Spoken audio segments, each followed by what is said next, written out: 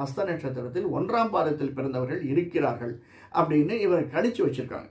மேலும் நாமெல்லாம் எப்படி இருப்போம்னா, நல்ல காரியங்களில் பிரியம் கொண்டவர்களாக இருப்போம். ஒரு தான தர்மம் செய்கிறது, யாராவது வந்து கேட்ட உடனே அவங்களுக்கு படிப்பு சொல்லித்தருது. சில பேர் பார்த்தீங்கன்னா ஃப்ரீ எஜுகேஷனே சொல்லி தருவாங்க. ஒவ்வொரு இடத்துக்கு போய் ஃப்ரீ எஜுகேஷன், 4 பசங்களுக்கு ஒரு கிராமங்களுக்கு போய் ஃப்ரீ எஜுகேஷன் சொல்லித்தருது. அவர்களிடம் ரொம்ப ஈடுபாடாக இருப்பது. இப்படிப்பட்ட நல்ல குணங்களை கொண்டவர்களாக ஹஸ்த நட்சத்திரத்தில் 1ஆம் பாதத்தில் பிறந்தவர்களாக இருக்கிறது. மற்றவர்களுக்கு சொல்லித்தரணும்னா நம்ம கொஞ்சம் மேதாவியாக இருக்கணும், படித்தவர்களாக இருக்கணும்.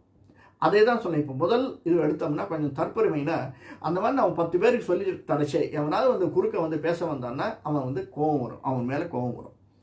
இது ப்ளஸ்னால வரக்கூடிய மைனஸ். இப்படிப்பட்டவர்கள் தான் ஹஸ்த நட்சத்திரத்தில் உள்ளவர்கள். இந்த ஹஸ்த நட்சத்திரத்திற்கு அதில் 1ஆம் பாதத்திற்கு எல்லாமே காயத்ரி தேவி வெண்தாமரை சேர்ந்தது தான்.